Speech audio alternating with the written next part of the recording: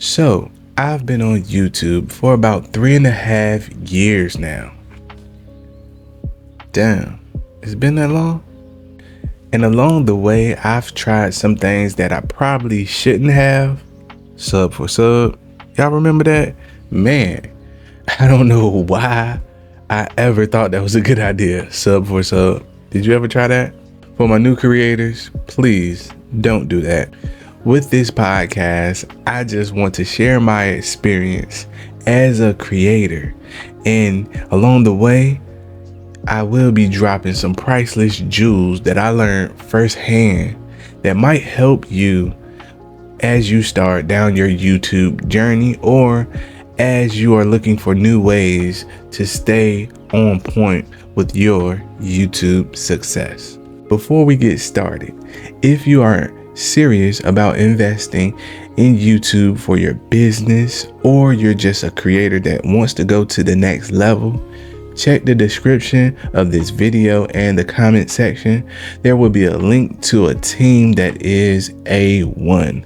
This team will help you start your YouTube channel, will help you put systems in place that allow you to get more time to yourself and to create, while they do things like video editing. Make sure you have a team to put those systems in place so you can really create with ease and start YouTube off the right way, or help you elevate.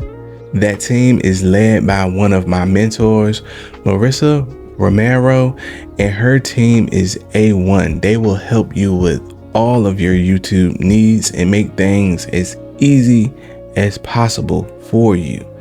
But please only reach out if you are serious about investing in your YouTube success. Now let's talk about YouTube. So most of the time, people that start a YouTube channel usually fall into 3 different categories, right? You have the people that want to get into YouTube for business. You know, these people want to make profit. They see everybody's making profit on YouTube and they want to get a piece of the pie, right? Businesses that want to market their products and things like that. These are those type of people. And then you have another type of person, someone that just wants to be heard, someone that has a call or has something to say or wants to be useful or bring value to others. So they start a YouTube channel. You know, you might have something that you really want to get off your chest, or you might have a skill that you see that no one really knows how to do, or you just want to be helpful, right? You are really passionate about something. Those type of people. And then you have the third type of person and those people, to me, they just get on YouTube just because everyone else is doing it and they want to try their hand. They want to do something that's fun. YouTube is trendy, and you know, they just want to get into YouTube to have fun. Most of the time you fall into those 3 categories, right? Me, when I started my YouTube channel, I fell into one of those categories. Guess which one? If you have been following me, you might know, but I had a passion for something. Back when I started my YouTube channel, I was really into stocks, right? I had learned about the stock market late. I feel like it was late, right?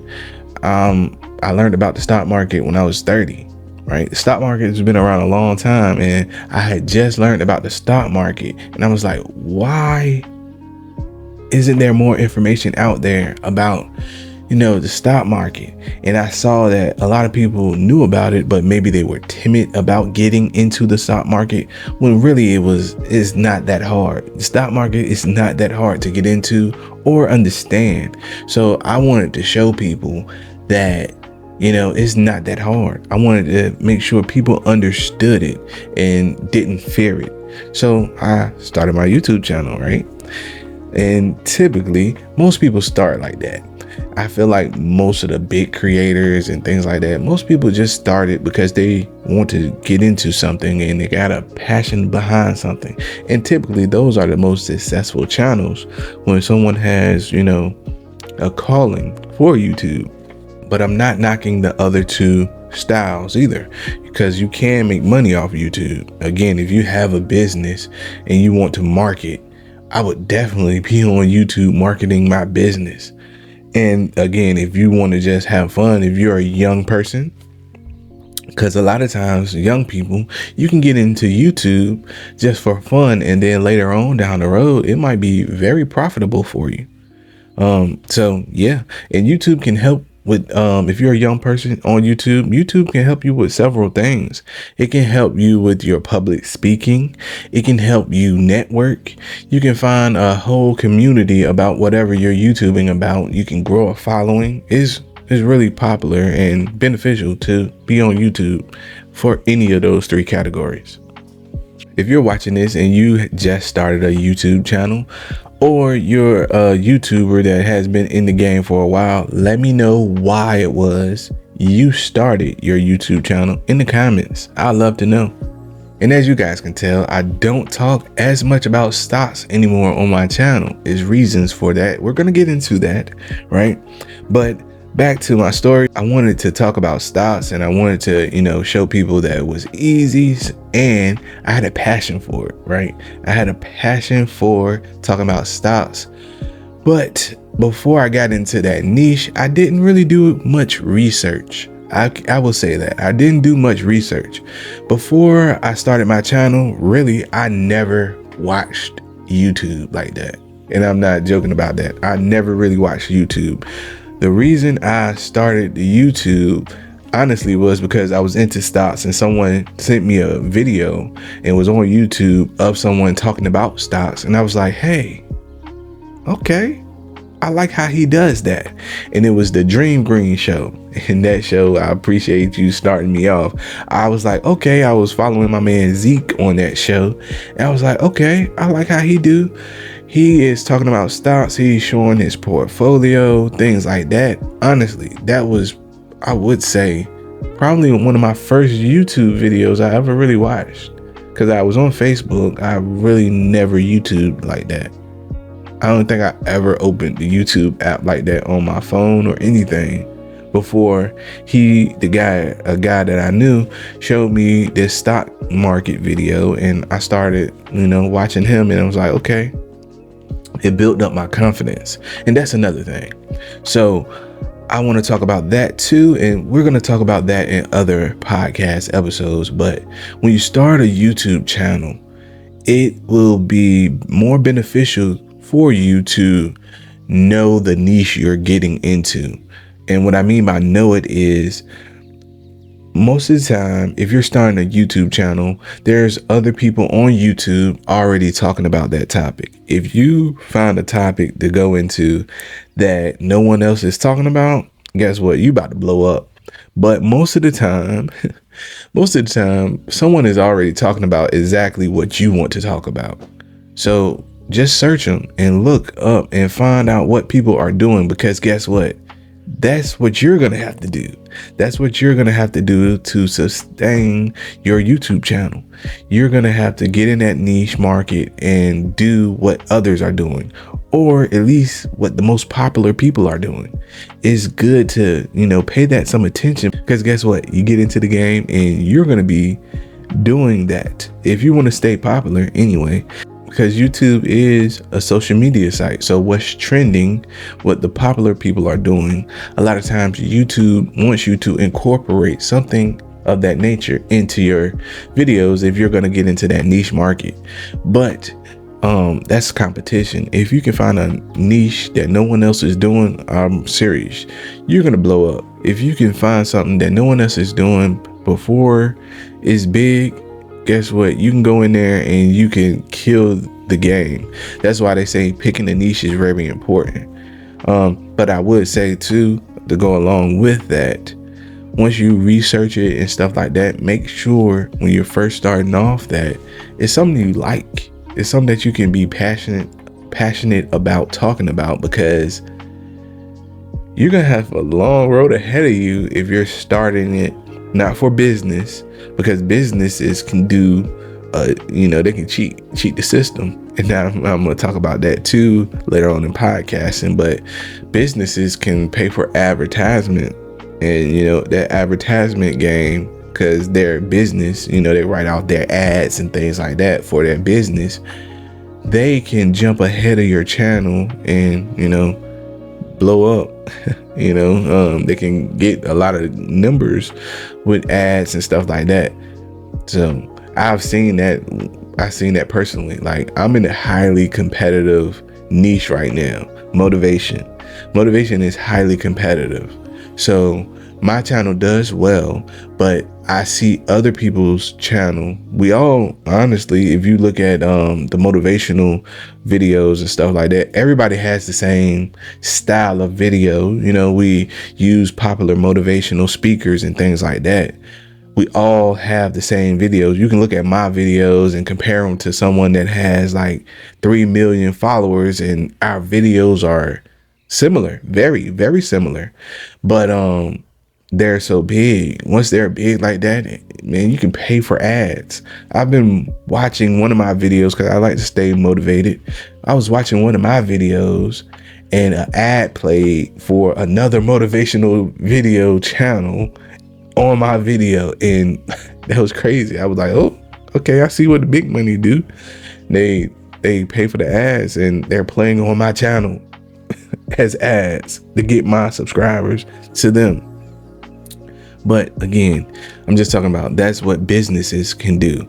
They can, you know, pay for ads. But if you're not a business and you don't have capital to put behind yourself, and you just start your channel and you want all organic growth, and you will be profitable off of that, but it's a long road ahead of you. Now back to my story. Once I started hitting the ground running and I was making videos about the stock market, I started off with the basics, right?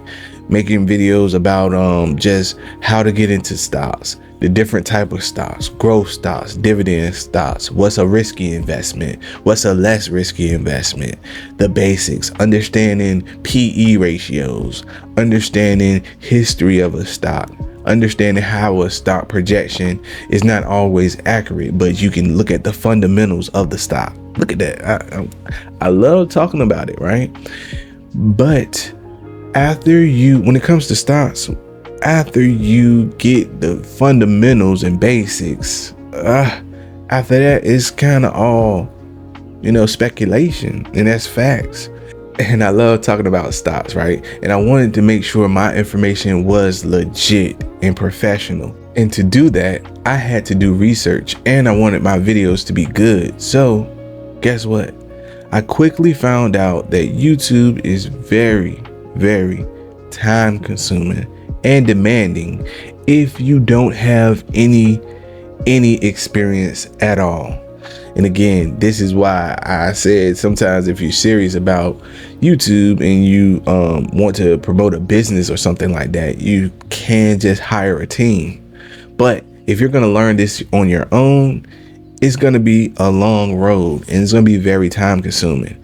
And I'll tell you a story, man. I remember, because I was into stocks and stuff like that, I wanted to make sure my information was legit. So I did research. I used to have, you know, my notebook handy, and I wrote down everything I wanted to. And then when I did the videos, I wanted to make things pop up and things like that, so it looked legit. And I put all this time and quality into a video. I remember one time I stayed up just to do one video, because once you start YouTube, you want to stay consistent, right? So if you're posting 2 videos a week, you want to stay consistent with that, right?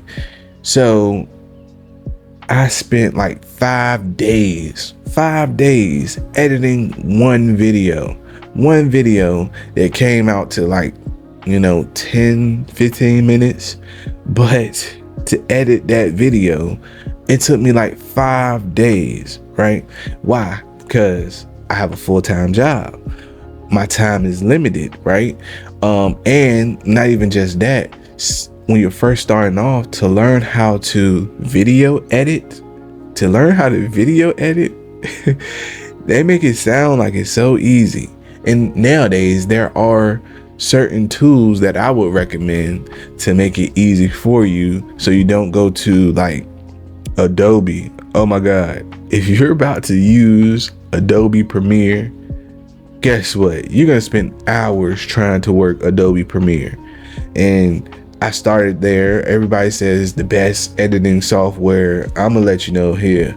The one tip. If you just starting off, leave that alone. Get a simple editor like CapCut or something you can drop in, click, and make an animation super quick. Something you can drag and drop. Because that Adobe, man, one time I spent like 3 days trying to figure out how to make the YouTube pop up, ding, and the bell click. Man, I spent like multiple nights trying to figure that out. Multiple nights. And it's expensive, and it's not easy. It's not newbie friendly. Just me. I still don't use it for that reason, just because I need to be quick about my creation. But again, so I spent like 5 days working on a YouTube video, and guess what happened when I dropped it? Guess what happened? In 1 week I got 10 views. 1 week I got 10 views. So you didn't see the fruits of my labor. So when you first start off, it's a chance, because you have no audience, there's a chance that you might not see the fruits of your labor early on when you first start a YouTube channel. And I would say be prepared for that. Unless you're just, super booming, popping, and things like that, you already have some type of social media following. If you have nothing, because again, I wasn't on YouTube like that. I really wasn't on social media like that. And I started a YouTube. So I really was like on the ground level YouTube starting. So be prepared for things like that if you're just starting off. If you want to put that effort in and things like that, sometimes things don't go your way. For real, things don't go your way. But that's why it's important to be passionate about what you're talking about, because things like that can get you discouraged. And because of that, I'm an advocate. I know this is not favorable for a lot of people, but I know they like to say quality over quantity. When you first starting off on YouTube, I don't believe in that. I'm gonna tell you straight up, I don't believe in that. It's better to just put your content out, stay consistent. Don't spend 5 days on a video. Do the best you can, edit it the best you can, make it as simple as possible to edit and all of that, so you can just keep doing the work and being consistent with posting. Because once you put a video out, that's the work being published. No one else sees you spent 7 days trying to get one video out, 7 days figuring out how to make pop-ups and things like that. You can be wasting time.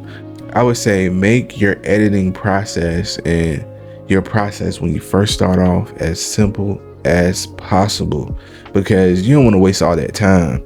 I wasted a lot of time starting off, trying to learn things, trying to use what people said was the best thing to use.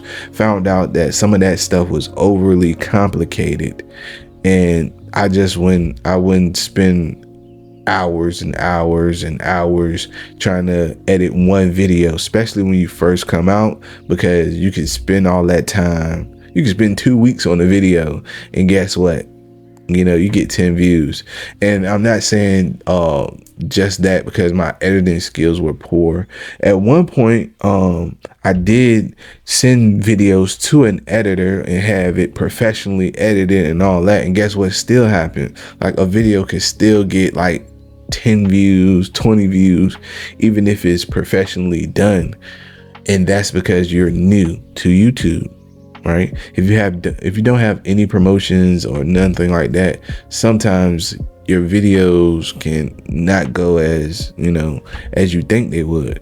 And I would say it was always the videos that I knew this was gonna hit. I know this one gonna be, they're gonna love this one, right? I was like, they're gonna love it. Post it. Man, it's like my lowest performing video. But then when I strayed away from taking that much time, and I started making videos on my phone at one point, just doing on my phone, talking, not editing anything, guess what happened? those videos did well. So like I said, I'm not saying quantity, just quantity all together is better than quality. I would say the 3 factors that are most important for new creators are authenticity, being yourself, because those first viewers and people that choose to subscribe to you are subscribing to you because they like your vibe, or they just like what you got going on. They're going to subscribe for you. YouTube, they're going to subscribe to your channel for you. So be yourself. Consistency, making sure that you don't just post one video and then they don't see you again for a month. You need to be consistent. Authenticity, consistency, and value. What exactly are you talking about, right? Are you bringing value to someone that watches your video? That value could be laughs. Some people like to make YouTube videos, to be funny. Are you making people laugh? Are you bringing value, talking about popular topics, or what are they going to get when they watch your video, right? Again, authenticity, consistency, and the value you bring. That's way more important. I watched in my earlier stages of YouTube, I used to watch people's videos. Again, I fell into those sub for sub threads on Facebook and stuff like that. You get into the community, everybody like sub for sub, you subscribe to me, I subscribe to you. Again, don't do that, because those are people that's going to subscribe to your channel and never watch your content because they're too busy trying to get other people to subscribe to them. And then YouTube is not going to favor you because you have people that are subscribed to you, but no one is watching your stuff.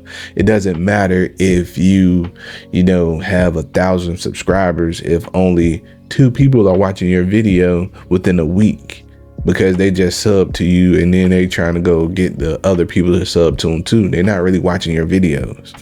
So that's why I say I wouldn't, pro tip, I guess, I wouldn't fall into those schemes. But I used to watch people that like had horrible quality. The video picture was horrible. The sound was horrible, but they had way more views than me in my 5-day, 10-view video that I spent, a lot of time trying to edit, trying to get the right camera, trying to get the right mic and things like that. When I first started, man, that really, again, that can discourage you. So I wouldn't say the quality matters as much as you being yourself, you being consistent, and again, the value you bring, whatever you're talking about.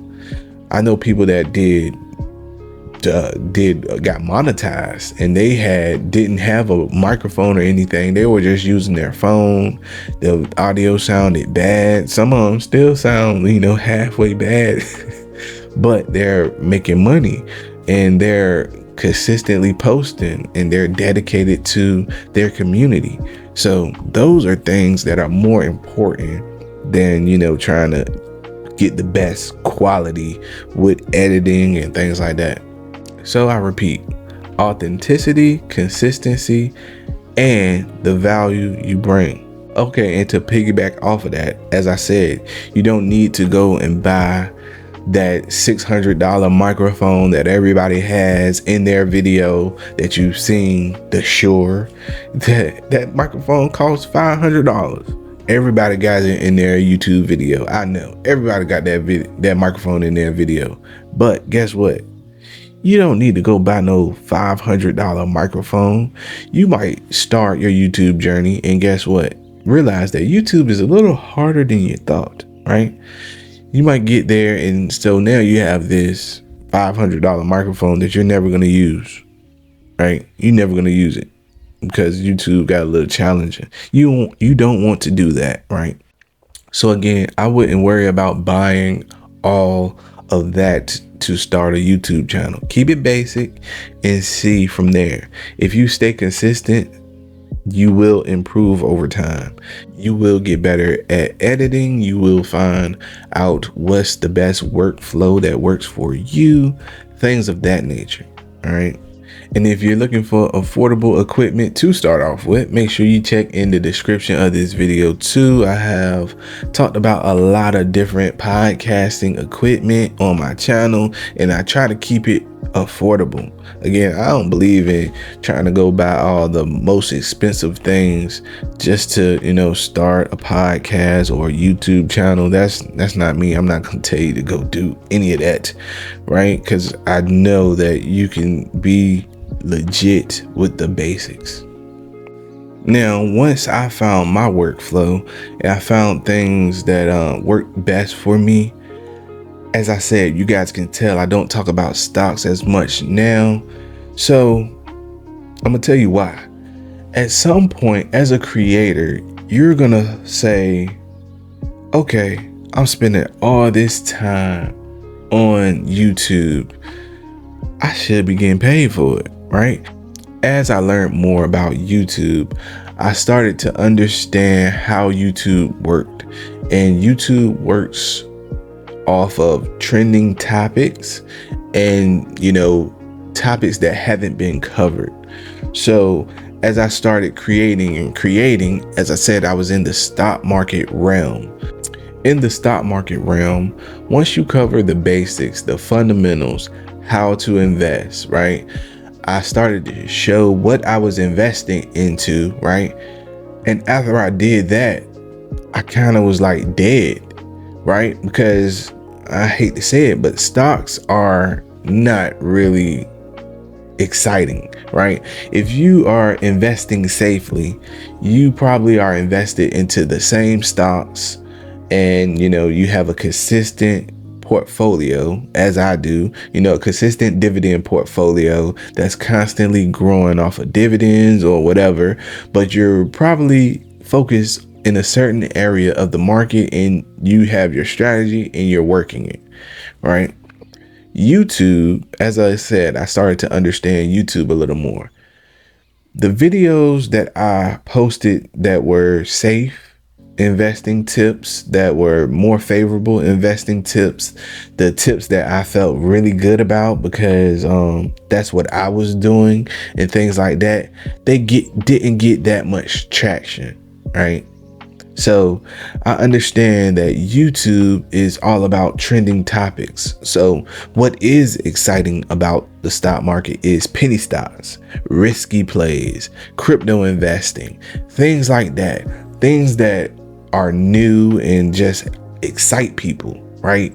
So I feel like I ran into this like wall that I was like, okay, I have talked about everything explaining stocks, and I wanted to keep doing things, but I didn't want to keep telling people about risky plays, right?